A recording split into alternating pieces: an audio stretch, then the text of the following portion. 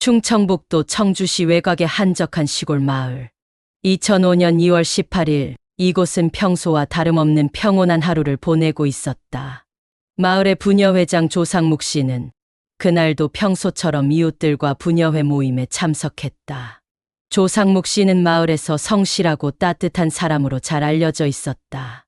시어머니를 극진히 모시는 효부였고 이웃들에게는 항상 친절하게 대하며 마을 일에도 적극적으로 참여했다. 그녀를 아는 사람들은 하나같이 조상묵 씨를 신뢰하고 존경했다. 부녀회 모임이 끝나갈 무렵 조상묵 씨는 천안에 들러야 한다며 2차 노래방 모임에 참석하지 않고 먼저 자리를 떴다. 평소에도 가족 일로 외출하는 일이 잦았던 조상묵 씨였기에 부녀 회원들은 그녀의 행동을 이상하게 여기지 않았다. 조상묵 씨는 혼자서 36번 국도 인근 버스 정류장으로 향했다. 저녁 8시 10분경 같은 마을의 또 다른 부녀 회장이 버스 정류장에 서 있는 조상묵 씨를 마지막으로 목격했다. 다음 버스는 10분 뒤에 온다는 말을 듣고 조상묵 씨는 고개를 끄덕이며 기다리겠다고 답했다. 그때까지만 해도 이 평범한 이별이 영영 마지막이 될 것이라고는 아무도 상상하지 못했다. 그러나 그 짧은 10분 사이 조상묵 씨는 흔적도 없이 사라졌다. 버스 정류장 주변은 외진 곳이었고 가로등도 CCTV도 없었다. 버스 기사들도 평소 승객이 거의 없어 잘 정차하지 않는 곳이었다. 조상묵 씨가 버스를 놓친 후 다음 버스를 기다리다 갑자기 사라졌다는 사실은 마을 사람들에게 큰 충격을 안겼다. 조상묵 씨의 실종 소식은 곧 마을 전체로 퍼졌다. 가족과 이웃들은 한 달 넘게 산과 들, 인근 하천까지 샅샅이 수색했다. 경찰도 수사에 착수했지만 어떠한 단서도 발견되지 않았다. 방송에도 실종 사건이 공개 수배로 나갔으나 제보는 없었다. 조상묵 씨의 가족들은 그녀가 평소처럼 집으로 돌아올 것이라 믿었지만 시간이 지날수록 불안감은 커져만 갔다. 이 사건의 전환점이 생긴 것은 실종 당일 밤과 다음 날 오전 조상묵 씨 명의의 카드가 인출되면서였다. 밤 11시 2분 그리고 다음 날 오전 10시경 버스 정류장 인근 두 은행에서 총 59만 원이 인출됐다. CCTV에는 후드를 깊게 눌러 쓴 남성이 카드로 현금을 인출하는 모습이 찍혔다. 그는 조상묵 씨의 남편 신용카드로도 인출을 시도했으나 비밀번호를 몰라 실패했다. 그러나 조상묵 씨의 카드 비밀번호는 정확히 알고 있었다. 이로 인해 경찰은 범인이 조상묵 씨에게서 직접 비밀번호를 알아냈을 가능성이 높다고 판단했다. 카드 인출 장면의 CCTV는 범인의 얼굴을 식별할 수 없게 만들었다. 남성은 얼굴을 철저히 가리고 있었고 주변에 다른 단서는 없었다. 이로 인해 수사는 다시 원점으로 돌아갔다. 경찰은 조상묵 씨가 평소 모르는 사람의 차를 잘 타지 않는 성격이었다는 점에 주목했다. 하지만 그날따라 택시를 이용했을 가능성도 배제할 수 없었다. 실제로 버스가 잘 다니지 않는 시골 정류장에서 택시가 더 자연스러운 선택지였다는 분석도 있었다. 마을 주민들은 조상묵 씨가 누군가에게 협박을 당해 어쩔 수 없이 범인과 동행했을 가능성에 무게를 두었다. 카드 비밀번호를 알아낸 정황, 그리고 금품을 노린 범행의 흔적이 남아 있었기 때문이다. 그러나 조상묵 씨의 시신이나 추가 단서는 발견되지 않았다. 실종 후 20년 가까이 가족과 마을 사람들은 여전히 진실을 찾기 위해 애쓰고 있다. 수사 과정에서 경찰은 여러 가능성을 열어두고 조사를 진행했다. 조상묵 씨가 자발적으로 사라졌을 가능성은 매우 낮다고 판단했다.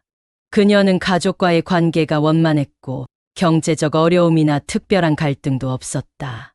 실종 당일에도 평소와 다름없는 모습을 보였으며 주변 사람들에게 고민을 털어놓은 적도 없었다. 경찰은 조상묵 씨가 외부인의 범행에 의해 실종됐을 가능성에 집중했다. 2016년 SBS 그것이 알고 싶다에서는 이 사건을 다시 다뤘다. 이 방송은 청주 일대에서 여성들을 상대로 연쇄 강간, 살인, 금품 강탈을 저질렀던 택시기사 안남기를 유력 용의자로 지목했다. 안남기는 2004년부터 2010년 사이 청주에서 여성 승객을 대상으로 유사한 수법의 범행을 저질렀다. 그의 범행 수법은 피해자를 태운 후 외진 곳으로 데려가 금품을 빼앗고 심지어 살인까지 저질렀다. 조상목 씨 실종과도 매우 흡사했다. 안남기는 현재 무기수로 복역 중이다. 경찰과 전문가들은 안남기의 범죄 공백기 2005년에서 2009년 사이와 조상목 씨 실종 사이의 연관성을 의심했다. 그러나 결정적 증거는 확보되지 않았다. 안남기는 조상목 씨 사건과의 연관성을 부인하고 있다. 사건의 미스터리는 여기서 끝나지 않는다. 조상목 씨 실종 직후 마을에서는 여러 가지 소문이 돌았다. 누군가는 조상목 씨가 마을 사람과 갈등을 빚었다고 주장했고, 또 다른 누군가는 외지인이 마을에 자주 들락거렸다고 말했다. 하지만 경찰 조사 결과 조상목 씨와 마을 주민들 사이에 특별한 갈등은 없었던 것으로 밝혀졌다. 외지인의 출입 역시 범행과 직접적인 연관성을 찾을 수 없었다.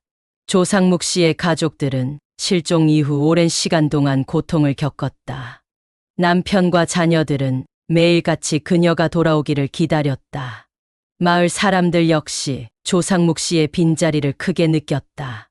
그녀가 실종된 이후 마을에는 불안과 두려움이 자리 잡았다. 평화롭던 시골 마을은 더 이상 예전의 모습이 아니었다. 경찰은 사건을 장기 미제 사건으로 분류해 계속해서 단서를 찾고 있다. 조상목 씨의 카드가 인출된 은행 주변, 버스 정류장 인근, 그리고 마을 일대에서 추가적인 수색과 탐문이 이어졌다. 그러나 새로운 단서는 좀처럼 나타나지 않았다. 사건 발생 이후 20년 가까운 시간이 흘렀지만 조상목 씨의 행방은 여전히 오리무중이다. 이 사건은 단순한 실종이 아니라 대한민국 사회에 깊은 충격을 준 미스터리로 남았다. 평범한 주부가 일상 속에서 사라진다는 것은 누구에게나 닥칠 수 있는 일이기 때문이다. 조상목 씨의 가족과 마을 사람들, 그리고 이 사건을 기억하는 많은 이들은 언젠가 진실이 밝혀질 것이라는 희망을 놓지 않고 있다. 조상목 씨 실종 사건은 아직 끝나지 않았다. 가족들은 매년 조상목 씨의 생일과 실종일에 기도를 올린다. 마을 사람들은 조상목 씨가 하루빨리 가족의 품으로 돌아오길 바란다고 입을 모은다. 경찰과 전문가들은 사건의 실마리가 언젠가 밝혀질 것이라 믿고 있다. 이 사건은 대한민국 미제 실종 사건 중에서도 가장 미스터리하고 아직까지도 많은 의문을 남긴 채 미궁에 빠져 있다. 조상목 씨가 사라진 그날 마을의 평화도 함께 사라졌다. 하지만 가족과 이웃, 그리고 진실을 추구하는 사람들은 조상목 씨가 언젠가 돌아올 것이라는 희망을 놓지 않는다. 내용이 유익하셨다면 구독과 좋아요, 알림 설정 부탁드립니다.